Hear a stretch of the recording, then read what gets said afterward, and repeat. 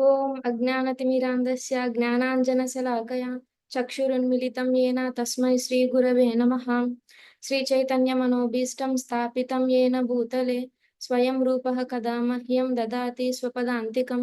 వందేహం శ్రీగురో శ్రీయుతపదకమలం శ్రీగురూన్ వైష్ణవాంశ శ్రీరూపం సాగ్రజాతం పరిగణసహితం కృష్ణ చైతన్యదేవం శ్రీ రాధాకృష్ణ పాదాన్ సహగణ లలితాన్ శ్రీ విశాఖాన్వితాంశ.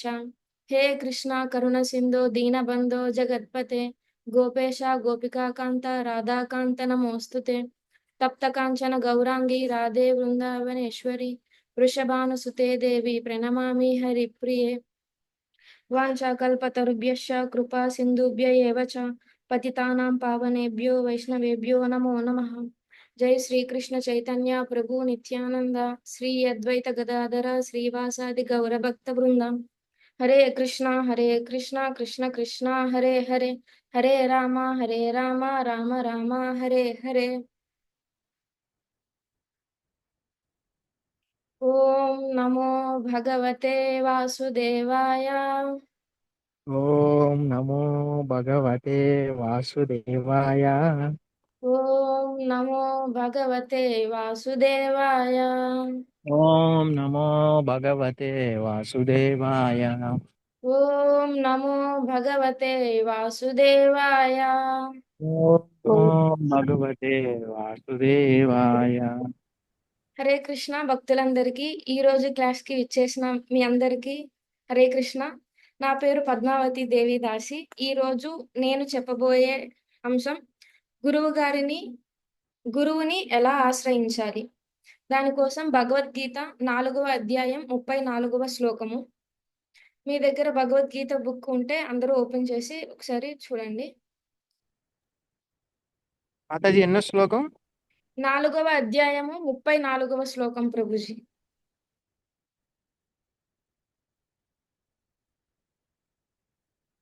తద్విద్ధి ప్రణిపాతేన పరిప్రశ్నేన సేవయా ఉపదేక్ష్యంతి తే జ్ఞానం జ్ఞానినస్తత్వదర్శినః. నేను చెప్తాను, నాతో పాటు మీరు కూడా చెప్పడానికి ట్రై చేయండి అందరూ. తద్విద్ధి ప్రణిపాతేన తద్విద్ధి ప్రణిపాతేన పరిప్రశ్నేన సేవయా పరిప్రశ్నేన సేవయా ఉపదేక్ష్యంతి తే జ్ఞానం ఉపదేక్ష్యంతి తే జ్ఞానం జ్ఞానినస్తత్వదర్శినః. జ్ఞానినా తత్వదర్శినః. భావము: గురువు దరిచేరి సత్యము నెరుగుట కొరకై యత్నింపుము. వినయముతో ప్రశ్నలు వేసి సేవను గూర్చుము. ఆత్మదర్శులు తత్వదర్శులు అగుట వారిచే మనకు జ్ఞానమును ఉపదేశింతురు. సో భాష్యము: శ్రీల ప్రభుపాదు వారి భాష్యంకి జై, శ్రీల గురుదేవ్కి జై. ఆత్మానుభావ మార్గము నిస్సందేహంగా కఠినమైనది.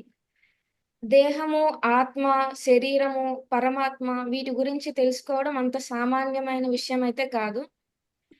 మనకి ఎన్నో బుక్స్ ఉన్నా గానీ, ఒక ఎగ్జాంపుల్‌గా మనం స్కూల్‌కి వెళ్తే మనకి చాలా బుక్స్ ఉంటాయి. కానీ ఒక టీచర్ అంటూ లేకపోతే మనం అది చదివినా అర్థం కాదు. అర్థమైనా దాన్ని ఆచరించేలా ప్రాపర్‌గా మనకి యూజ్ ఉండదు. సో, మనం ఈ ఆత్మానుభవ మార్గము అర్థం చేసుకోవాలి అంటే, మనం ఖచ్చితంగా గురు పరంపరలోని ఆధ్యాత్మిక గురువుని దరిచేరమని స్వయంగా శ్రీకృష్ణ భగవానుడే ఉపదేశించారు. పరంపరా సిద్ధాంతమును పాటించాలి అని శ్రీకృష్ణ భగవానుడు చెప్పారనమాట. మనకి 4వ అధ్యాయము 2వ శ్లోకంలో ఉంటుంది. ఏవం పరంపరా ప్రాప్తం ఇమం రాజర్షయో విదుః సకాలేనేహ మహతా యోగో నష్టః పరం తప. అంటే శ్రీకృష్ణ భగవానుడు స్వయంగా చెప్తున్నారు, ఈ దివ్య జ్ఞానము ఈ విధంగా గురు శిష్య పరంపర రూపమున స్వీకరించబడింది అని. రాజర్షులు దీనిని అవగతం చేసుకొని ఉన్నారు. కానీ కాలక్రమమున పరంపర విచ్ఛిన్నమగుట వలన ఈ జ్ఞానం నశించినట్లుగా కనిపిస్తుంది.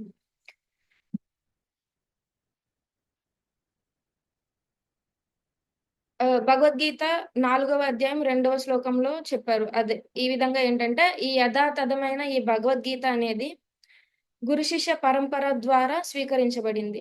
ఫస్ట్ మనకి అందులోన శ్రీకృష్ణ భగవానుడు, తరువాత బ్రహ్మదేవుడు, ఆ తరువాత నారదుడు, వ్యాస మహర్షి, మధ్వాచార్యులు, పద్మనాభుడు, నరహరి, మాధవుడు, అక్షోభ్యుడు, జయతీర్థుడు, జ్ఞానసింధువు, దయానిధి, విద్యానిధి, రాజేంద్రుడు, జయధర్ముడు, పురుషోత్తముడు, బ్రాహ్మణ్య తీర్థుడు, వ్యాసతీర్థుడు, లక్ష్మీపతి, మాధవేంద్రపురి, ఈశ్వరపురి, శ్రీ చైతన్య మహాప్రభువు, రూప గోస్వామి, రఘునాథ దాస గోస్వామి, శ్రీకృష్ణ దాస కవిరాజ గోస్వామి, నరోత్తమ దాస్ ఠాకూర్లు, విశ్వనాథ చక్రవర్తి, అలాగే బలదేవ విద్యాభూషణులు, జగన్నాథ్ దాస్ బాబాజీ, భక్తి వినోద ఠాకూర్లు, గౌర కిషోర దాస్ బాబాజీ, భక్తి సిద్ధాంత సరస్వతి ఠాకూర్లు, అండ్ ఫైనల్ గా అభయచరణ్ భక్తి వేదాంత స్వామి ప్రభుపాదుల వారు. సో ఒక గురువుని ఎంచుకోవాలి అనుకుంటే గురువుకి ఉండాల్సిన క్వాలిటీస్ మనం పరిగణలోకి తీసుకోవాల్సింది. ఆ గురువుకి ఒక గురు పరంపర ఉండాలి. గురు పరంపర ఉండాలి. అతనికి కృష్ణుని పట్ల విశ్వాసం ఉండాలి. అండ్ అలాగే గురువు ఏమైతే వ్యాసాసనం మీద కూర్చొని చెప్తున్నారో దానిని ఆచరించాలి. ఈ మూడిటిని పరిగణలోకి తీసుకుంటూ మనం ఒక గురు శిష్య పరంపరలో ఉన్న గురువుని శరణాగతి పొందాలి. అండ్ అలాగే ఈ గురు శిష్య పరంపర సిద్ధాంతమును పాటించకుండా ఎవ్వరూ ప్రామాణికుడైన ఆధ్యాత్మిక ఆచార్యులు అవ్వలేరు. శ్రీకృష్ణ భగవానుడే మనకి ఆది ఆధ్యాత్మికాచార్యుడు. అలాంటి భగవంతుని నుండే మనకి పరంపరలో ఆ దేవాది దేవుని నుండి ఉపదేశమును యథాతథంగా తెలుసుకొని తన శిష్యులకి తెలియజేస్తున్నారు అంటే గురు శిష్య పరంపరలో ఉన్నవారు మాత్రమే చేయగలరు. అట్టి భగవంతుడి నుండే వచ్చారు కాబట్టి ఆ పరంపరలో ఉన్నవారే ఆది దేవుని అంటే శ్రీకృష్ణ భగవానుని ఉపదేశమును యథాతథంగా తన శిష్యులకి ఎవరైతే ఫాలో అవుతున్నారో వారందరికీ తెలియజేయగలరు. అంటే వారిని ఆచరించేటట్లు చెప్పగలరు అన్నమాట. కానీ అందరూ అనుకుంటారు ఈ స్వీయ పద్ధతి ఈ ఆధ్యాత్మిక అనుభవము ఇదంతా ఏం కాదు అని అనుకునే వాళ్ళు మూర్ఖులన్నమాట. ఎందుకంటే ధర్మంతో సాక్షాత్ భగవత్ ప్రణీతమని మనకి శ్రీమద్ భాగవతంలో తెలుపుచున్నారు. అంటే ధర్మం సాక్షాత్తుగా భగవంతుని నుంచే స్వయంగా వచ్చింది. కాబట్టి ఈ మానసిక కల్పనలు లేదా ఇలాంటివన్నీ ఈ సరైన మార్గముకు మంచివి కావు అన్నమాట. అదే విధంగా ఎవ్వరిని సంప్రదింపకుండా స్వతంత్రంగా శాస్త్ర అధ్యయనం చేసి ఎవ్వరు ఆధ్యాత్మిక పురోగతిని సాధింపలేరు. ఎలా అయితే స్కూల్‌కి వెళ్ళాక ఓన్లీ బుక్స్ ద్వారానే నేను జ్ఞానాన్ని తెలుసుకుంటాను అంటే తెలుసుకోవచ్చు గానీ, ప్రాపర్ టీచర్ అంటూ ఉంటే దాని వాల్యూ వేరు అని నా ఫీలింగ్. అండ్ అలాగే ఆహ్, కాబట్టి ఎవ్వరిని సంప్రదించకుండా స్వతంత్రంగా శాస్త్ర అధ్యయనం చేత ఆధ్యాత్మికంలో ముందుకు వెళ్ళలేరనమాట. సంపూర్ణంగా శరణాగతి పొంది, తప్పకుండా గురువుని సమీపించి, సంపూర్ణంగా శరణాగతి పొంది, ఎటువంటి అహంకారము, స్వార్థము లేకుండా శ్రద్ధ, వినయం, సేవతో గురువుగారిని సేవించవలెను. అలాంటప్పుడే మనకి నిజమైన జ్ఞానం అనేది లభిస్తుంది. ఈ కలియుగంలోన జ్ఞానం మనకి రావాలి అంటే మనకి ఎటువంటి దివ్య దృష్టితో గాని, దివ్య జ్ఞానం ద్వారా గాని రాదు. మనం క్లాసులు వినాల్సిందే, ఒక గురువుకి శరణాగతి పొందాల్సిందే.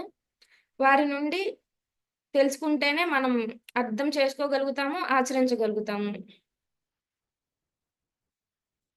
కాబట్టి ప్రతి ఒక్కరూ జ్ఞానంను పొందాలంటే గురువుని ఖచ్చితంగా స్వీకరించి వారికి శరణాగతి పొందాలి. యాక్చువల్‌గా ఈ ఆత్మ దర్శనమైన గురువుని సంతృప్తపరచడమే మన ఆధ్యాత్మిక జీవితానికి ఫస్ట్ మెట్టు ఎక్కినట్టనమాట. గురువు మనసులో మనకి ఒక చిన్న ప్లేస్ లభిస్తే చాలు. మనం మన ఆధ్యాత్మిక జీవితంలో ఎన్నో స్టెప్స్ ఎక్కేయొచ్చనమాట. ఎందుకంటే గురువు అనేవారు సామాన్య మనిషి కాదు. అందరిలాగా మనం చూడకూడదు. ఎందుకంటే గురువు అనేవారు ఆత్మదర్శి అయి ఉంటారు కాబట్టి వారు తన జీవితాన్ని మొత్తం భగవంతుడు ఏ విధంగా చెప్పారో ఆ విధంగా జీవిస్తూ ఇతరులందరికీ బోధిస్తున్నారన్నమాట. సో, ప్రశ్నలు మరియు శరణాగతి అనేవి ఈ ఆధ్యాత్మిక అవగాహనకి ముఖ్యమైనవి. శరణాగతి అనేది ఆధ్యాత్మిక అవగాహనకి చక్కని సమ్మేళనం లాంటిది. ఏదేమైనా గానీ ఈ శరణాగతి సేవ లేనిది మనం ఎటువంటి ప్రశ్నలు అడిగినా అవి వేస్ట్. యూజ్ ఉండదు. అంటే శరణాగతి అంటే గురువు మీద విశ్వాసం, నమ్మకం లేకుండా ఏదో నామమాత్రంగా చేసే సేవ, నామమాత్రంగా చేసే దానికి అలాంటి భక్తి ఉన్నప్పుడు గురువుగారి దగ్గర మనం అడిగే ప్రశ్నలకి గాని అంత విలువ ఉండదు వాటికి. సో, ప్రతి ఒక్కరు ఈ గురు పరీక్షలో జయమును సాధింపవాలి అంటే ఖచ్చితంగా శ్రద్ధ, విశ్వాసము, శరణాగతి, సేవ ఉండాల్సిందే. సి ఆహ్, గురువు అనేవారు ఆత్మదర్శులు కాబట్టి ముందే తెలిసిపోతుంది. శిష్యుడు శ్రద్ధగా ఉన్నారా? అతను శరణాగతి పొందారా? భగవంతుని పట్ల, గురువు పట్ల విశ్వాసం, నమ్మకం ఉందో లేదో గురుదేవులకి తెలిసిపోతుంది. సో, ఆ గురుదేవుడు అప్పుడు శిష్యుని వద్ద ఉన్న శ్రద్ధని గుర్తించి, వారే ఆధ్యాత్మిక జీవితంలో ముందుకు వెళ్ళడానికి ఎంతో సహాయం చేస్తారనమాట. అంటే ప్రాపర్‌గా శిక్షణ ఇచ్చి, ఏ విధంగా జీవించాలి? ఏ విధంగా ఉండాలి? అలా మొత్తం భగవంతుడిని చేరుకునే మార్గం వరకు మనకి తోడు ఉండేది గురువనమాట. గురువు అనేవారు భగవంతునికి, గోలోకానికి చేరుకోవడానికి మధ్యలో ఒక వారధిలాగా ఉంటారనమాట. ఆహ్, శిష్యుడిలో ఉన్న శ్రద్ధను గమనించి గురుదేవుడే అతనికి నిజమైన ఆధ్యాత్మిక అవగాహనని చెప్పగలరు. అంతేగాని గుడ్డిగా అనుసరించటం ద్వారా, అర్ధరహిత ప్రశ్నలు వేయటం ద్వారా ఎటువంటి యూజు ఉండదు. ఈ శ్లోకంలో కూడా చెప్పారు. గుడ్డిగా అనుసరించుట మరియు అర్ధరహిత ప్రశ్నలు వేయటం ఈ శ్లోకం నందు నిరసింపబడినవి. ప్రతి ఒక్కరూ గురువు నుండి అనుకవతో శ్రవణం చేయుటయే కాక, అనుకవ, శ్రేవ, పరిప్రశ్నలతో గురువుగారికి సేవ చేయాలి. వన్స్ గురువు శిష్యుని శ్రద్ధ గుర్తిస్తే తనకి భక్తి, ఆధ్యాత్మిక జీవితంలో ముందుకు తీసుకువెళ్తారు. మనకి ఉంటుంది. భగవంతుని కన్నా గురువుగారిలో ఒక గుణం ఎక్కువగా ఉంటుంది. అదే క్షమాగుణం. గురువుగారు అనేవారికి క్షమాగుణము, కరుణ ఎక్కువగా ఉంటాయి. కాబట్టి శిష్యులు తప్పు చేసినా క్షమాగుణంతో సరిచేసి వారిని మళ్ళీ ఆధ్యాత్మిక జీవితంలోనే ఉండేటట్లు చేస్తారు. సో, శిష్యుడు ఎప్పుడూ అనుకువతో ఎల్లప్పుడూ సేవ చేయడానికే సిద్ధపడుతూ గురువు దగ్గర జ్ఞానాన్ని సంపాదించాలి.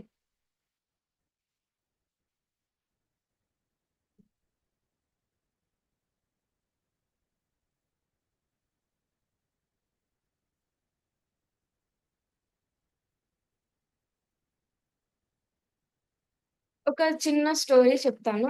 ఆహ్, గురువు యొక్క గొప్పతనం ఎలా ఉంటుంది అనే దాని కోసం. గురుదాస తత్వమే మనకి అసలైన కీర్తి కంకణం లాంటిది. ఎగ్జాంపుల్‌గా ఒక స్టోరీ. యశ్వంతపురం అనే ఒక ఊరిలో సచ్చిదానంద స్వామి అనే ఒక సన్యాసి ఉండేవారనమాట.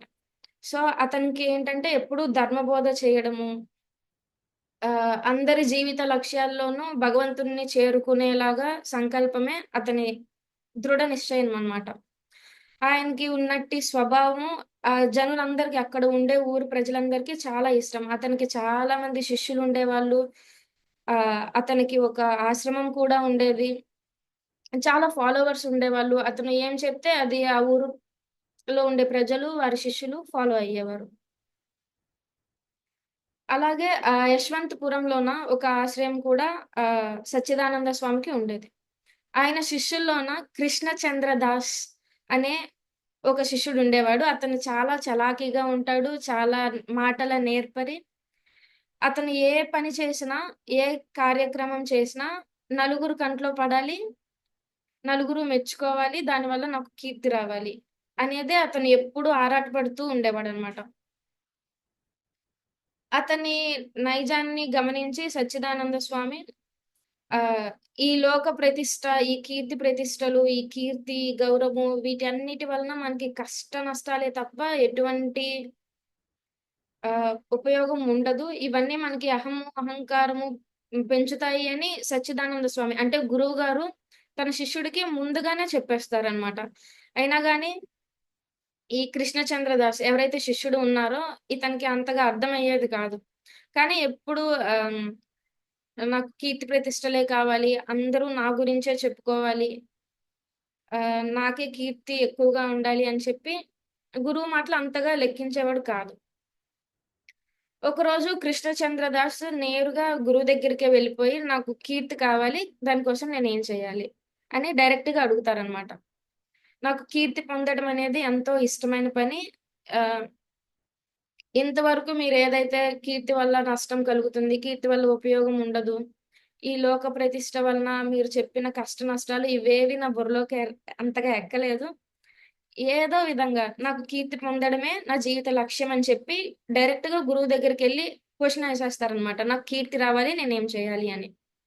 సో, దానికోసం నా లక్ష్య సాధన ఏదైతే ఉందో కీర్తి పొందడం అనేది, దానికోసం మీరు నాకు దీవెనలు ఇవ్వాలి అని చెప్పి గురువుగారి కాళ్ళ మీద పడి వేడుకుంటారు.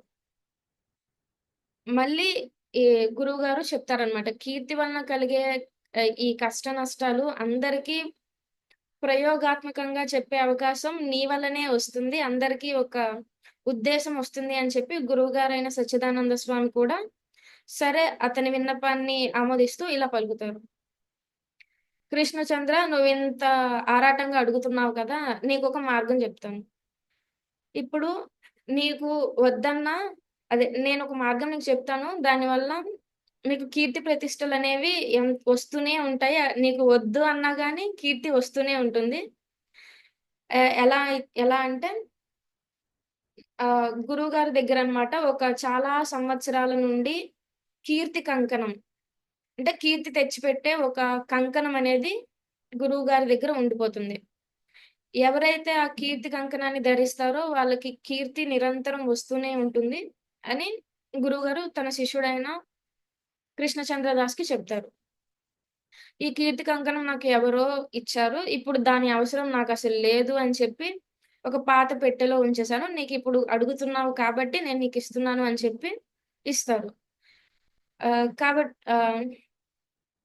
నువ్వడుగుతున్నావు కాబట్టి నీకిస్తున్నాను. దీని ప్రభావాన్ని నువ్వే పరీక్షించుకో అని చెప్పి గురువుగారు తన శిష్యుడు కృష్ణచంద్ర దాస్‌కు ఇచ్చేస్తారు. సో, ఆ రత్న కంకణాన్ని తీసుకొని ఇంకా కృష్ణచంద్ర దాస్ మొహంలో ఒక వెలుగు. ఈ కీర్తి కంకణం వేసుకున్న తరువాత నాకు ఖచ్చితంగా కీర్తి ప్రతిష్టలు వస్తాయి అని చెప్పి ఆ కీర్తి కంకణాన్ని తీసుకొని ధరిస్తారనమాట. ఆ కీర్తి ఆభరణంతో తనలోని ఎంతో ధైర్యం వచ్చినట్లు ఫీలవుతారు. అలా అనిపిస్తుంది. ఆ కంకణాన్ని ధరించి కృష్ణచంద్రదాసు ఆశ్రయం నుండి బయటకొచ్చేసి ఇంకా వెయిటింగ్ అనమాట. కీర్తి ప్రతిష్టలు ఇప్పుడు నేను ఏం చేస్తే తొందరగొచ్చేస్తాయని ఆలోచిస్తూ ఉంటారు. అక్కడ అలా ఆశ్రయం నుంచి బయటకొచ్చి అలా వెళ్తూనే మార్గంలో ఒక చిన్న పిల్లవాడు, 5 ఏళ్ల పిల్లవాడు ఉంటారు. అతని ఎదురుగా ఒక పడగెత్తిన ఒక పాము అనేది త్రాచుపాము ఉంటుంది. ఆ పిల్లవాడు ఆ పాముని చూస్తూ ఏడుస్తూ ఉంటాడు. ఇది గమనించిన కృష్ణచంద్ర దాసు తన చాకచక్యం తను చాలా ఆహ్, తెలివైన వారు అండ్ అలాగే చాకచక్యంతోని ఆ పిల్లవాడిని పాము దగ్గర నుంచి రక్షిస్తాడనమాట. దూరంగా తీసుకెళ్ళిపోతాడు. సో, పెద్ద గండం నుంచి తప్పించాడనమాట ఆ పిల్లవాడిని. ఆ పాముని చూసి పిల్లవాడు ఏడుస్తూ ఉన్నాడు కాబట్టి తన చుట్టూ ఉన్న ప్రజలందరూ, అక్కడుండే వాళ్ళందరూ వచ్చేసి ఏమైంది? ఏమైందని జరిగిందంతా తెలుసుకుంటారు. సో, జరిగిందంతా వీళ్ళకర్థమయ్యి, ఈ పిల్లవాడి ప్రాణాల్ని పోసింది మీరే. అదే ప్రాణాలు కాపాడింది మీరు. సో, మీరే భగవంతునిగా కృష్ణచంద్ర దాస్‌ని కీర్తిస్తూనే ఉంటారక్కడ ప్రజలందరూ. అయ్యా! మీరే భగవంతుడు మా పిల్లవాడిని కాపాడారు ఇలా అలా అని. ఎందుకంటే, ఆ పిల్లవాడు మామూలు పిల్లవాడు కాదు. అతను రాజా బహదూర్ అంటే ఆ ఊరి యొక్క రాజుగారి ఏకైక మనవడనమాట. ఆ రాజు ఆహ్, ఎంతో పేరు ప్రతిష్టలు, రాజ్యం ఎంతో ఉండేవాడనమాట. సో, పిల్లవాడి ప్రాణాన్ని కాపాడిన అతని ద్వారా ఆ పిల్లవాడు ఆ వంశాన్ని రక్షించారు అని చెప్పి అనుకుంటారు. సో, ఊరు ప్రజలందరూ అతనికి జేజేలు పలుకుతూ కృష్ణచంద్ర దాస్‌కి ఎంతో కీర్తి తెచ్చేలాగా పొగుడుతూనే ఉంటారనమాట. పొగుడుతూనే ఉంటారు. ఇంతలో ఈ వార్త ఎవరైతే ఈ రాజు ఉన్నారో అతని ఫ్రెండ్‌కి తెలుస్తుంది. సో, నా ఫ్రెండ్ మనవడిని కాపాడావు అని చెప్పి తనని పల్లకిలో కూర్చోబెట్టి ఒక మందిరానికి తీసుకొని వెళ్తారు. అది కృష్ణచంద్రకి ఫస్ట్ టైమ్ అన్నమాట. ఇలా పల్లకిలో ఊరేగుతూ, జనాలందరూ జేజేలు కొడుతూ వెళ్ళటం అనేది ఫస్ట్ టైమ్. అతనికి ఒక ప్రౌడ్ ఫీలింగ్ వచ్చేస్తది. ఓహో! ఇంత కీర్తి ప్రతిష్టలు ఈ కంకణం ద్వారా వచ్చేసాయి. మా గురువుగారు చాలా మంచోళ్ళు. థాంక్ యూ అని అలా చెప్పుకుంటారు. సరే అని ఆ పల్లకిలోన అలా తీసుకువెళ్తారు. అతనికి రాజమర్యాదలు చేస్తారు. చాలా మర్యాదలతోని, పొగడ్తలతోని. ఆ పొగడ్తల కార్యక్రమం కూడా ఒక గంట కాదు, 2 గంటలు కాదు, ఒక రోజు కాదు, 2 రోజులు కాదు. ఏకంగా వారం రోజుల పాటు అందరూ వస్తూనే ఉన్నారు అతన్ని చూడ్డానికి. పొగుడుతూనే ఉన్నారనమాట. అలా ఈ కృష్ణచంద్ర దాస్‌కి ఏంటంటే తిరిగి తన ఆశ్రమానికి వెళ్ళడానికి కూడా అవకాశం దొరకలేదు. అంతలాగా అక్కడ వాళ్ళు, అక్కడ ప్రజలు చూసుకున్నారు. ఆహ్, కీర్తి అన్నమాట. పొగుడుతూనే ఉన్నారు. అతనికి మర్యాదలు చేస్తూనే ఉన్నారు. అన్ని సౌకర్యాలతో అతనికి అక్కడే విడిది అంటే ఫుడ్డు, షెల్టర్ ఇవన్నీ అక్కడే వాళ్ళే ఏర్పాటు చేశారు. ఆ అతిథుల తాకిడికి కొద్దిగా ఆహ్, తగ్గే సమయంలోన అక్కడ దేశరాజు నుండి ఒక ఆహ్వానం అనేది వస్తుందన్నమాట. "నీవు ముఖ్యమైన స్నేహితుడైన అదే మా రాజుగారి మనవడిని కాపాడావు కదా! నీకు రాజ పురస్కారం ఇస్తాను" అని చెప్పి రాజధానికి పిలుస్తారు. ఆ నెక్స్ట్ డేనే కృష్ణాష్టమి ఉంటుంది. వాళ్ళ గురువుగారు ఎవరైతే సచ్చిదానంద దాస్ ఉంటారో వారి జన్మదినం ఉంటుంది. అయినా గాని వాటన్నిటిని వదిలేసి కేవలం కీర్తి ఇంకా వస్తుంది అనే ఒక కోరికతో ఏదైతే ఉందో, వీటన్నిటిని కృష్ణాష్టమిని, గురువుగారి వ్యాస పూజని వీటన్నిటిని వదిలేసి ఆ రాజధానికి వెళ్ళిపోతారనమాట. అంటే రాజా ఆజ్ఞని ఎదిరించలేక కృష్ణదాసు ఏమైతే ఈ పండుగలున్నాయో వీటన్నిటిని మానుకొని రాజధానికి వెళ్ళిపోతారు. ఈ రాజధానికి చేరుకున్న కృష్ణచంద్ర దాస్ నేరుగా రాజుగారి అంతఃపురానికి వెళ్తారు. రాజుగారిని చూస్తారు. రాజుగారు ఇంకా పొగుడుతూనే ఉంటారు. సో, ఆ టైంలోన రాజుగారు ఒక సైన మందిరంలోన ఏర్పాటు చేస్తారనమాట. అక్కడ ఒక గెట్ టుగెదర్ లాగా కూర్చుంటారు. అదే రాజ్‌మహల్‌లో అడుగుపెట్టిన కృష్ణచంద్ర దాస్‌కి ఒక అంటే చాలా ఆశ్చర్యం వేసిందనమాట. ఏం నేను ఎక్కడో ఒక ఆశ్రమంలో ఉండేవాడిని. అలాంటిది కంకణం అంటే మా గురువుగారు ఏదైతే నాకు ఈ కీర్తి కంకణం ఇచ్చారో దీనివల్ల ఇంత కీర్తి వచ్చింది. ఇంత కీర్తి రావడం వల్లనే నాకు ఇన్ని మర్యాదలు జరుగుతున్నాయి. ఇంత పేరు ప్రతిష్టలు వస్తున్నాయి అని చెప్పి చాలా ఆశ్చర్యపోతారనమాట. ఆ ఆశ్చర్యానికి కృష్ణదాస్‌కి ఒక అవధులే లేవు.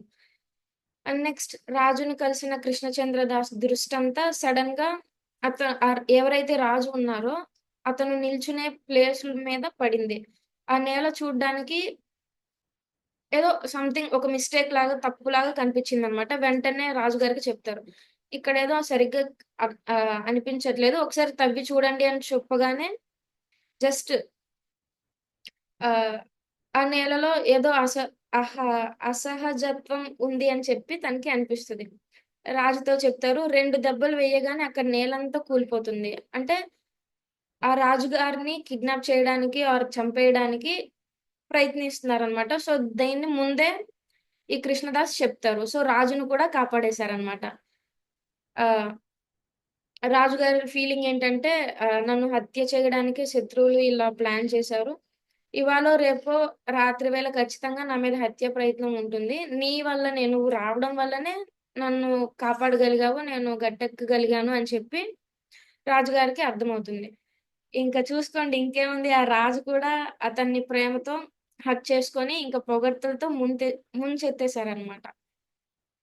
తమ రాజుగారికి ప్రాణగండం తప్పించారు కృష్ణదాసే అని చెప్పి, దాన్ని తప్పించిన వ్యక్తి కృష్ణదాసు అని వినగానే మొత్తం రాజ్యమంతా కదిలొచ్చేసిందనమాట.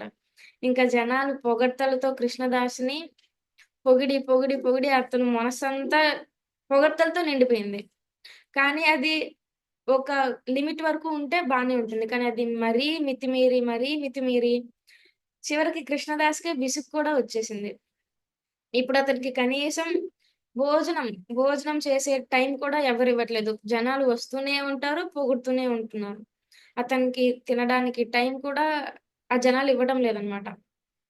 ఎప్పుడూ చుట్టూ జనమే ఉండేవాళ్ళు. అలా మళ్ళీ ఒకరోజు కృష్ణచంద్ర దాస్ అదే రాజుతో కలిసి వారి కులదేవత అయిన మందిరానికి వెళ్తారు. కృష్ణదాసుని కృష్ణదాసు ఒక వైష్ణవుడు. కానీ ఎవరైతే రాజు ఉన్నారో ఆ రాజుకి వైష్ణవులంటే పడదనమాట. సో, దానికోసం ఏం చేస్తారు అంటే అతడు వైష్ణవ చిహ్నాలన్నిటిని తీసేస్తాడు. అంటే ఆహ్, ఆహ్, చందన తిలకము, పిలక అదే సిక, కంఠమాల, చేతిలో జపమాల వీటన్నిటిని తీసేస్తారు. ఎందుకంటే ఇవన్నీ రాజుకు నచ్చవు అని చెప్పి కృష్ణదాసు విన్నారనమాట. సో, వాటన్నిటిని త్యజించేస్తారు. అండ్ తర్వాత కృష్ణచంద్ర దాసు కృష్ణునికి నైవేద్యం పెట్టిన ఆహారాన్ని ఒక దేవతకి ఇస్తే దేవతకిస్తారనమాట. ఆ దేవతలు కూడా సంతోషపడి మొత్తం జనాలే కాకుండా దేవతలు కూడా వచ్చి కృష్ణ ప్రసాదం కావాలి అని చెప్పి, ఇంకా సమ్ వేరే రీజన్స్ వల్ల దేవతలు కూడా పొగుడుతూనే ఉంటారు. వామ్మో! ఈ కృష్ణచంద్ర దాస్ ఇంకా అనుకుంటారనమాట. ఈ విధంగా దేవతల్లో కూడా నాకు ఇంత పరపతి, ఇంత కీర్తి పెరిగిపోయాయి. ఇదంతా బాగానే ఉంది కానీ, కృష్ణచంద్ర దాస్‌కి ఇప్పుడు ఊపిరి పీల్చుకోవడానికి కూడా అతనికి సమయం ఉండట్లేదనమాట. అతడు పూర్తిగా కీర్తి మీద అతనికి పూర్తిగా కీర్తి మీద విరక్తి వచ్చేసింది. ఎలా అంటే అసలు అదే తినడానికి కాదు కదా! ఊపిరి తీసుకోవడానికి కూడా అతనికి సమయం ఇవ్వట్లేదు. అప్పుడు గురువుగారు గుర్తొస్తారనమాట. గురువుగారు ముందే చెప్పారు కదా! ఈ కీర్తి ప్రతిష్టల వల్ల మనకి కష్ట నష్టాలే తప్ప సుఖమనేది ఉండదు అని చెప్పి గురువుగారు ముందే చెప్తారు. ఎందుకంటే గురువు అనేవారు ఒక ఆధ్యాత్మిక దా భక్తిలో ఉంటారు. వారు ఆత్మదర్శులు కాబట్టి. కానీ ఆ మాటలనేవి లెక్క చేయకుండా కేవలం తన స్వార్థము, తన కీర్తి కోసమే కృష్ణచంద్ర దాస్ అనేవాళ్ళు కృష్ణచంద్ర దాస్ అనేవాడు ప్రయత్నించారనమాట.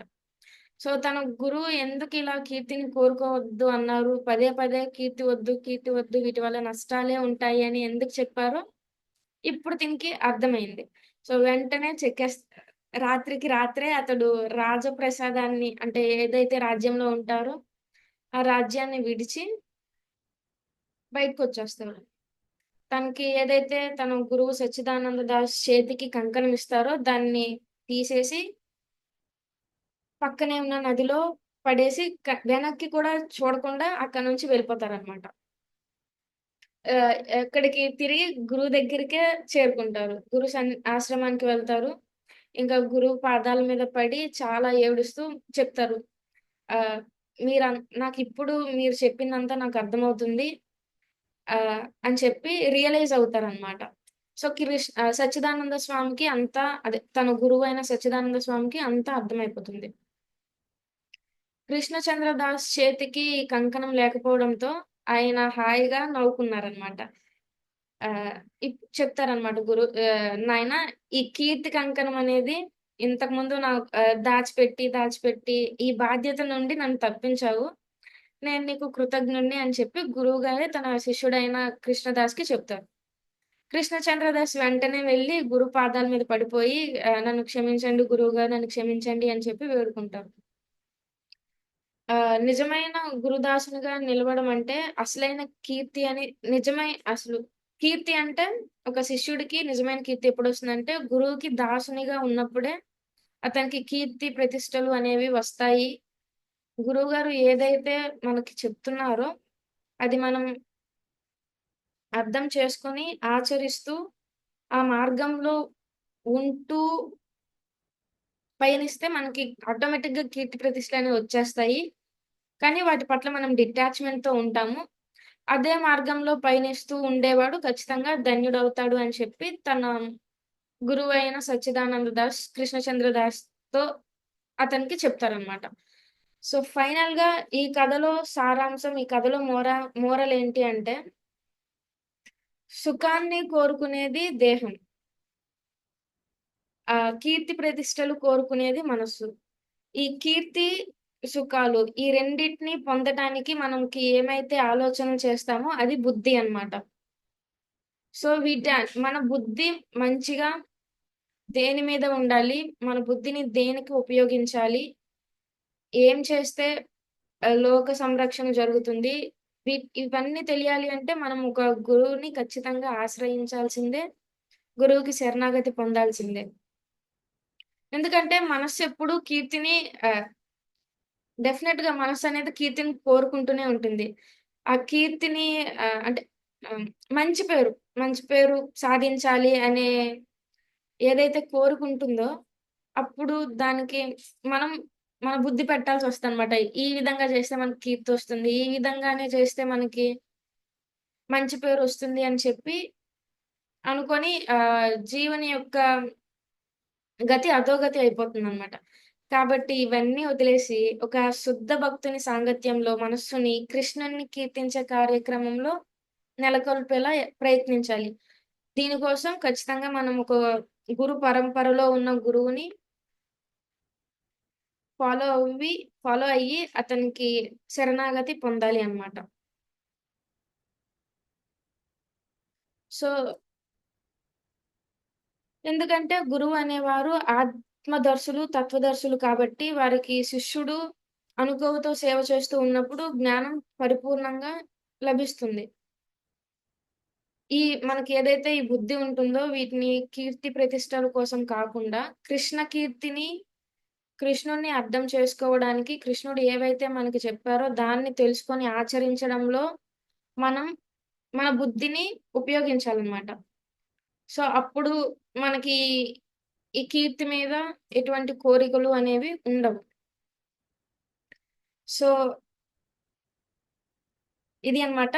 అంటే ఫైనల్‌గా గురువు గురువు అనేవారు మనకి ఖచ్చితంగా ప్రతి ఒక్కరికి గురువు అనేవారు ఉండాల్సిందే. గురువు ఎప్పుడు శిష్యులకి మంచి మార్గంలో ఉండేటట్టే చెప్తారు. ఒక్కసారైనా అదే గురువుకి తెలియకుండా ఏమైనా చేసినా, ఏ మిస్టేక్స్ చేసినా గానీ వాటి వల్ల చాలా ఇంపాక్ట్ అనేది ఉంటుంది. కాబట్టి ఆహ్, గురువుకి సరెండర్ అవ్వాల్సిందే కంప్లీట్‌గా. వారు ఆత్మదర్శులు కాబట్టి మనకి సంపూర్ణ జ్ఞానం అనేది ఇస్తారు. ఏం చేయాలి? ఎలా మాట్లాడాలి? ఎలా ఉండాలి? ఎప్పుడు, ఎక్కడ, ఎలా మన బుద్ధిని ఉపయోగించాలి అనేదంతా గురువుకి తెలుస్తుంది. మనల్ని ఒక ప్రాపర్ గైడెన్స్‌లో ఉంచి ఆహ్, మనల్ని తీర్చిదిద్దుతారు. మనల్ని ఫైనల్‌గా అల్టిమేట్ భక్తిలో ఉండేటట్టు గురువుగారు చేస్తారు అన్నమాట. సో, నాకు ఈ అవకాశం ఇచ్చిన నా గురుదేవులు, నా శిక్షా గురువు శ్రీమాన్ దయానిధి ప్రభుకి నేను పాదాభివందనాలు తెలుపుతున్నాననమాట. సో, ఈ క్లాస్ ద్వారా మీకేమైనా ప్రశ్నలు, అలాగే మీరేం నేర్చుకున్నారు? మీకేమైనా అర్థమైంది? మోరల్ ఏమైనా చెప్తారు అని ఆశిస్తున్నాను. హరే కృష్ణ.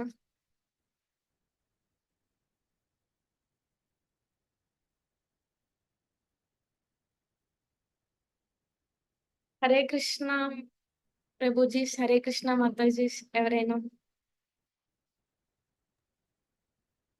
హరే కృష్ణ మాతాజీ. హరే కృష్ణ ప్రభుజీ. ఈరోజు చాలా చక్కగా చెప్పారు మాతాజీ. Thank you. ఈ ఆధ్యాత్మిక మార్గంలో ఆ గురువు యొక్క ప్రాముఖ్యతని మంచి కథ కూడా చెప్పారు. అది అంటే ఆ, ఒక ఏదైనా ఒక పని జరగాలంటే ఆ ఫోర్స్‌ఫుల్ గా కూడా కొన్ని కొన్ని సార్లుగా జరుగుతాయి. ఇష్టం లేకపోయినా ఆ ఎగ్జాంపుల్ అనేది ఈరోజు అర్థమైంది. ఎందుకంటే కీర్తి కోసము కృష్ణచంద్ర దాస్ పడిన తాపత్రయం చివరికి అతనికే కష్టాలు కొని తెచ్చింది. సో ఈరోజు నాకు అర్థమైన పాయింట్ ఏంటంటే మాతాజీ, ఇప్పుడు నార్మల్‌గా మనం స్కూల్స్, కాలేజీల్లో సాధారణమైన పుస్తకాలు ఏవైతే మనుషులు రచించిన పుస్తకాలు 10థ్ క్లాసు, ఇంటరు లేదంటే ఆ పై చదువులు, ఆ పుస్తకాలు మనకి అర్థం కావాలంటేనే ఎన్నో సంవత్సరాల నుండి ఆ పుస్తకాల మీద జ్ఞానాన్ని పొందిన వారు చెప్తేనే మనకది అర్థమవుతుంది. వాటిలో మనం ఒక మాదిరిగా మనం మార్కులు పొందగలం. అవును. కానీ అదే విధంగా ఆధ్యాత్మిక మార్గంలోకి వచ్చినప్పుడు మనం ఆ విషయాన్ని విస్మరిస్తాం సాధారణంగా. ఈ మార్గంలో కూడా ఇది భగవంతుడు చెప్పిన జ్ఞానము అర్జునుడికి అర్థం అవ్వటానికే చాలా సమయం పట్టింది. అలాంటిది అర్జునుడు ఎంతటి విద్యావంతుడు, ప్రకృతి మీద లేదంటే విషయాల మీద పట్టు కలిగినవాడు. అతనికే అర్థం కాలేదు. ఇంక మన సంగతి ఏంటంటే చాలా కష్టం అంత జ్ఞానం అర్థం అవ్వాలంటే. కానీ భగవంతుడు శు భక్తులకి మధ్యలో గురువుని స్థానం ఒకటి క్రియేట్ చేసి, గురువు ఎంతో వినయంగా ఎంతో అతి సులువుగా ఆ జ్ఞానాన్ని కాబోయే భక్తులకు కానీ, భక్తులైన వారికి కానీ నిత్యము అనేక విధాల మార్గాల్లో అన్వయిస్తూ ఉంటారు. వారిని ఉద్ధరించడానికి ప్రయత్నిస్తూ ఉంటారు. సో, ఈరోజు మీరు చెప్పిన దాంట్లో ఒకటి ఆధ్యాత్మిక మార్గంలో భక్తి పూర్వకంగా ఎదగాలి అన్న ఇంట్రెస్ట్ శిష్యులకి ఉండాలి. అట్ ద సేమ్ టైము జ్ఞానాన్ని ప్రసాదించే గురువు కూడా పరంపరలో ఉన్న గురువు అయ్యే ఉండాలి. శిష్యు అందువల్లనే మనము భాగవతంలో చూసుకుంటే నైమిసారణ్యంలో ఈ సౌనకాది మహామునులు ఎంతో వినయపూర్వకంగా సూత మహర్షిని ప్రశ్నిస్తారు. అయ్యా, మేము కలియుగం రాబోతుంది. ఇది అత్యంత కఠినమైన యుగం. కాబట్టి మమ్మల్ని ఉద్ధరించడానికి మేము ఎన్నో శాస్త్రాలు, వేదాలు అన్ని అధ్యయనం చేసినప్పటికీ వాటి జ్ఞానం మమ్మల్ని ఉద్ధరించడానికి ఉపయోగపడదు. ఆ విషయం మాకు తెలుసు. కానీ మమ్మల్ని ఉద్ధరించడానికి నువ్వు ఏ కథాశ్రవణము, ఏ కీర్తనలు, ఏ లీలల ద్వారా మమ్మల్ని ఉద్ధరింప చేయగలుగుతావో దయచేసి అవి మాకు చెప్పు అని ఎంతో వినయంగా వారు ప్రార్థించడము. అట్ ద సేమ్ టైము సూత మహర్షి కూడా సుఖ మహర్షి నుండి భాగవతం వినటము, సుఖ మహర్షి వ్యాసదేవుడి నుండి వినటము, వ్యాసుడు నారదుడి దగ్గర నుండి, ఇట్లా ఒక పరంపర విధానంలో ఉన్న గురువు దగ్గర నుండి అత్యంత వినయంగా, అత్యంత శ్రద్ధగా ఉన్న మునులు, సౌనకాది మునులు ఉండటం వలన భాగవతం అంత విధంగా ఇప్పుడు మనం ఏ విధంగా అయితే చర్చించుకుంటున్నామో ఆ విధంగా బయటికి రావడం జరిగింది. సో ఇది రెండు పక్కల అంటే రెండు పక్కల నుండి ఆ ఇంట్రెస్ట్ ఉండాలి. ఒక గురువే నేను తరగతులు చెప్పుకుంటా వెళ్తాను, మీరు వింటే వినండి లేదంటే లేదు అన్నట్లు ఉంటే అది ఉపయోగపడదు. ఇంకొకటి ఏంటంటే శ్రద్ధావంతుడైన భక్తుడు కూడా ప్రామాణికంగా లేని, లేదంటే చెప్పిన శాస్త్రాన్ని ఆచరించని ఆచార్యుడి దగ్గర తరగతులు తీసుకోవటం ద్వారా కూడా అది ఉపయోగపడదు అనమాట. ఏంటంటే కుండకి రంధ్రాలు పెట్టి నీళ్లు పోస్తూ ఉంటే ఏ విధంగా అయితే చుక్క చుక్క బయటికి వెళ్ళిపోతూ ఉంటాయి, ఇది కూడా ఆ విధంగా బయటికి వెళ్ళిపోతూ ఉంటుంది. కాబట్టి ఆధ్యాత్మిక మార్గంలో 100% మీరు చెప్పినట్లు జ్ఞానిన తత్వదర్శన 100% వాళ్ళు ఆత్మ ఆత్మజ్ఞానాన్ని ఎరిగిన వాళ్ళు కాబట్టి శిష్యుడి యొక్క భక్తి స్థాయిని వాళ్ళు చూస్తారు. దానికి తగ్గట్లు వాళ్ళని మార్గదర్శనం చేస్తారు. Hare Krishna. Hare Krishna Prabhuji. Thank you so much Prabhuji. Next ఇంకెవరైనా ప్రభుజీ ఆర్ మాతాజీ చెప్తారా?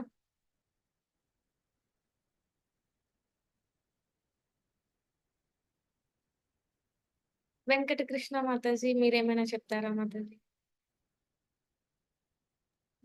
హరే కృష్ణ మాతాజీ, ధన్యవాద ప్రణామం. మాతాజీ బాగా చెప్పారు మాతాజీ. Thank you Mataji. గురువు నుంచి గురు పరంపర, గురు శిష్య పరంపర రావాలి మనం ఎప్పుడు కూడా. గురువు మీద విశ్వాసము ఆ, విశ్వాసము, సేవ లేకుండా మనం ఎప్పుడు కూడా గురు పరంపరని ఏ, ఆచరించలేము. ఎప్పుడు శరణాగతి పొందాలి గురువుకి. ఏ, సంపూర్ణ శరణాగతి పొందితేనే మనము భక్తునిగా వృద్ధి చెందగలము అని తెలుసుకుందాం గురు మాతాజీ. ఆ,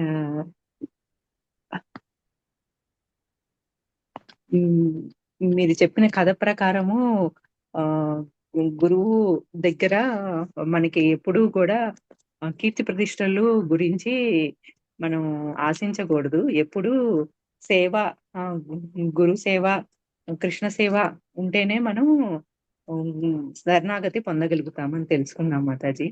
హరే కృష్ణ మాతాజీ. హరే కృష్ణ మాతాజీ. Thank you Mataji.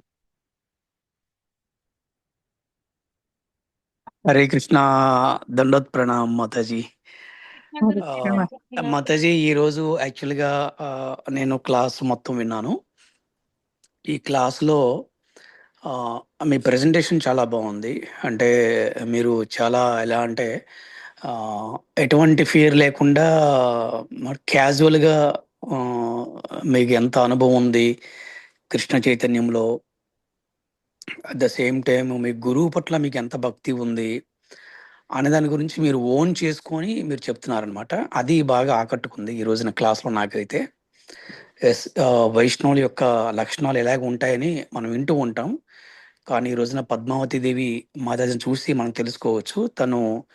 తనకి గురువు పట్ల ఎంత భక్తి ఉంది, గురు భక్తిని తను ఎలా ఓన్ చేసుకుంది అనే దాని గురించి ఈరోజు మనము పద్మావతి దేవి మాతాజిని చూసి మనము నేర్చుకోవచ్చనమాట.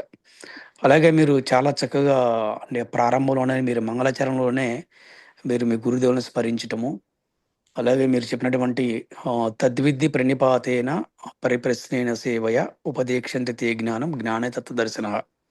మీరు ఈ రోజున మా అందరికీ కూడా ఆ, గురు శిష్య పరంపర పేర్లు మీరు చెప్పి ఆ, మీరు మాకు ఎంతో మేలు చేశారనమాట. ఎందుకంటే గురువుల యొక్క నామాలు ఆ, మనం శ్రవణం చేయటం వల్ల మనకి ఆధ్యాత్మిక అభివృద్ధి జరుగుతుందని మనకు ఆచార్యులు చెప్తుంటారు అనమాట. ఇవాళ మీ ద్వారా అంటే వైష్ణవుల కృప దయా కరుణ ఎలా ఉంటుందంటే ఎప్పుడు కూడా వారు ఈ సమాజానికి ఆ ద బెస్ట్ మెసేజ్ ఇవ్వాలనుకుంటారనమాట. అలాగే మంచి చేయాలనుకుంటారు. అలాగే పద్మావతి దేవి మాతాజీ ఈ రోజున ఒక మంచి వైష్ణవి ఆవిడ చూడండి ఈ రోజున గురు శిష్య పరంపర పేర్లన్నీ మనం చెప్పుకొచ్చారు. ఎక్కడి నుంచి బ్రహ్మదేవుడు, నారదుడు, చూడండి మనకి అంటే కృష్ణుడు, బ్రహ్మదేవుడు, నారదుడు, వ్యాసముని, ఇలా చూస్తే మనకి చివరిగా మనకి ఇస్కాన్ ఫౌండర్ ఆచార్య భక్తి స్వామి ప్రభుపాదుల వారి గురించి చాలా చెప్పడం జరిగిందనమాట. అదొకటి నాకు బాగా చాలా ఆకట్టుకుంది. నాకు కూడా మా గురుదేవులు గుర్తుకొచ్చేలాగా హార్ట్ టచ్ అయింది ఈరోజు క్లాస్ అనమాట. సో అది. అండ్ ఇంకా చెప్పాలంటే కథలో అండ్ మీరు చెప్పినటువంటి సచ్చిదానంద స్వామి వారి శిష్యుల కథలు కనుక చూస్తే కనుక అతను కీర్తి గురించి అతను తాపత్రయపడ్డాడు. కానీ ఎప్పుడైతే మనము కృష్ణుడికి గురువుకి శరణాగతి పొందితే మనం ఏమీ ఆశించవలసిన అవసరం లేదు అని ఈరోజు మీ ద్వారా మళ్ళీ ఇంకొకసారి మేము తెలుసుకున్నాం అనమాట. జనరల్గా ఏంటంటే మనం ఏమీ ఆశించకుండానే శరణాగతి అంటే అది యాక్చువల్ శరణాగతి అంటే ఏమీ ఆశించకుండా మనం సంపూర్ణ శరణాగతి పొందుతాము. అటువంటిది ఈ సత్యానంద స్వామికి వారి శిష్యుడు ఏదైనా కోరినప్పుడు కూడా గురువు ఎప్పుడు కూడా ఎలా ఉంటాడంటే గురువు వారికి అనుభవపూర్వకంగా వారికి తెలియజేసే ప్రయత్నం చేస్తారనమాట. కొన్ని సందర్భాల్లో కఠినంగా ప్రవర్తించవచ్చు. అది అది కూడా గురువుకి శిష్యుడికి మేలు జరుగుతుంది అనమాట. సో అట్లాగా ఈరోజు మీ యొక్క ఈ భగవద్గీతలో 4వ అధ్యాయం 34వ శ్లోకం అందరికీ తెలిసిన శ్లోకమే, ఎన్నోసార్లు వింటూ ఉన్న శ్లోకమే. కానీ ఈ రోజున మీ మీ ముఖార విందం చేసినటువంటి మాటలు ఏవైతే ఉన్నాయో, ఆ పలుకులు ఏవైతే ఉన్నాయో అవి హృదయాన్ని హృదయాన్ని తట్టిలేపిన విధంగా ఉన్నాయి. ఎందుకు అలా అంటే చెప్తారు కదా, అంటే ఆచరించి బోధించిన వాడు ఒక క్లాసులు అంటే ఆచరించి బోధించిన వారి యొక్క కృష్ణ కథ కావచ్చు, అది భగవద్గీత భాగవతం కావచ్చు, అవి ఎంత వినసొంపుగా ఉంటాయంటే అలాగే వినిన వారు కూడా ఆచరించడానికి చాలా అనుకూలంగా ఉంటుందంట. ఆ విధంగా ఈరోజు మీరు చాలా క్లాస్ బాగా చెప్పారు. మీరు చిన్న వయసు అయినా కూడా మీరు ఇంత బాగా చెప్పారు. నిజంగా నాకైతే చాలా చాలా నేను హృదయపూర్వకంగా చెప్తున్నాను అనమాట. సో అందుకే నాకు ఈ అవకాశం వస్తుందా రాదా మీ గురించి చెప్పడానికి అనుకున్నాను. ఎందుకంటే ప్రతి ఒక్క వైష్ణవులు కూడా గొప్పవారు అనమాట. ప్రతి ఒక్క వైష్ణవుల్లో గొప్ప యునిక్ స్కిల్ అంటారనమాట, యునిక్ టాలెంట్ అనమాట. ఏ భక్తుడు కూడా తీసివేయడానికి లేదు. అలాగా మనం ఎన్నిసార్లు భగవద్గీత విన్నా, ఎన్నిసార్లు భాగవతం విన్నా, ఒక శ్లోకాన్ని ఎన్నిసార్లు విన్నా కూడా ఒక్కొరు యొక్క ఎక్స్పీరియన్స్ వాళ్ళు చెప్తూ ఉంటారనమాట. అందుకనే మనకి భగవద్గీత భాగవతము వినాలని ఎప్పుడు కూడా ఆతురత ఉండాలంటే భక్తులు అనమాట. ఆ విధంగా ఈ రోజున ఎన్నిసార్లు విన్నా, ఎంతమంది చెప్పినా కూడా ఈరోజు మీరు చెప్పిన క్లాస్ నుంచి కూడా కొన్ని విషయాలు తెలుసుకోగలిగాం అనమాట. అంత బాగా ఉన్నాయి. ఎలా ఉంటాయి ఇంత బాగా అంటే ఆచరించి బోధించిన వారి దగ్గర ఇలా ఉంటుందన్నమాట. సో నాకైతే ఈ రోజున చాలా ఆనందంగా ఉంది. నాకు మళ్ళీ మా గురుదేవుని స్మరించుకునే అవకాశం వచ్చింది. అలాగే గురు శిష్య పరంపర పేర్లన్నీ కూడా చాలా బాగా చెప్పారు మీరు. ప్రతి ఒక్క పేరుని కూడా మీరు కీర్తించారు చూసారా, అది బాగా హార్ట్ టచ్ అయింది. ఆ, మీకు సింపుల్గా థ్యాంక్స్ చెప్పి నేను సరిపెట్టుకోలేను, బట్ ఎస్ మాతాజీ, మీరు చాలా బాగా చెప్పారు. మీకు మా యొక్క పాదే వందనాలు. అలాగే మీరు ఇంకా ఇంకా ఆ, ఆ, ఇంకా మీరు రెగ్యులర్ క్లాసులు చెప్పాలని, మీ క్లాసులు మేము వినాలని మేము కోరుకుంటున్నాం మాతాజీ. హరే కృష్ణ. హరే కృష్ణ గురూజీ, నాకు ఈ అవకాశం ఇచ్చిందే మీరు. నేను మీకు పాదాభివందనాలు చెప్పుకోవాలి. Thank you so much Guruji. Hare Krishna.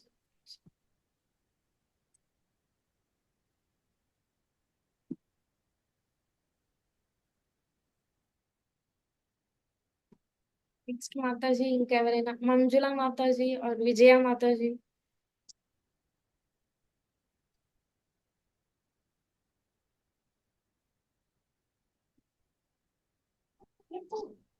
నమస్తే మాతాజీ. హరే కృష్ణ మాతాజీ. హరే కృష్ణ మాతాజీ. ఇవాళ క్లాస్ బాగుంది మాతాజీ. బాగా చెప్పారు, బాగా చెప్పారు. కథ కూడా బాగుంది. ఆ బాగుంది. బాగా ఇంట్రెస్ట్ గా అనిపించింది. మళ్ళీ ప్రభుజీ గారి మాటలు బాగున్నాయి, బాగా చెప్పారు. తెలియని విషయాలు కూడా తెలుసుకున్నాము. ప్లస్ కీర్తి గురించి బాగా చెప్పారు, బాగా అర్థమైంది మాకు.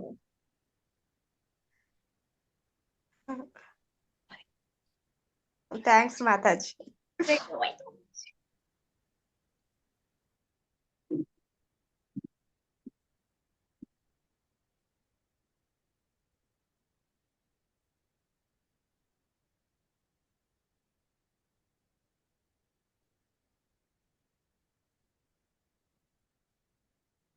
మాతాజీ, ప్రభుజీ ఇంకెవరైనా చెప్తారు?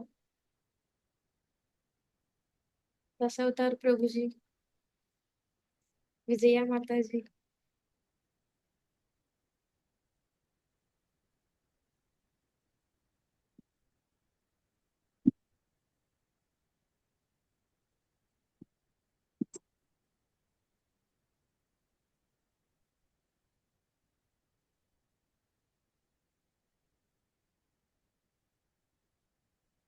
సో సో మళ్ళీ చెప్తున్నాను, నాకు ఈ అవకాశం ఇచ్చిన నా శిక్షా గురువు శ్రీమాన్ దయానిధి ప్రభువుకి నా పాదాభివందనాలు తెలుపుతున్నాను. సో అందరం 3 సార్లు హరే కృష్ణ మహామంత్రం చెప్తూ క్లాస్ ని ముగిద్దాం. అందరూ ప్రతి ఒక్కరూ చెప్పడానికి ప్రయత్నించండి. అన్మ్యూట్ లోంచి బయటకు వచ్చి చెప్పండి. సారీ, మ్యూట్ లోంచి బయటకు వచ్చి చెప్పండి. హరే కృష్ణ హరే కృష్ణ కృష్ణ కృష్ణ హరే హరే, హరే హరే రామ హరే రామ రామ రామ హరే హరే, హరే కృష్ణ కృష్ణ కృష్ణ హరే హరే, హరే రామ రామ రామ హరే, హరే కృష్ణ కృష్ణ కృష్ణ హరే హరే, హరే రామ రామ రామ హరే. రామ రామ హరే హరే.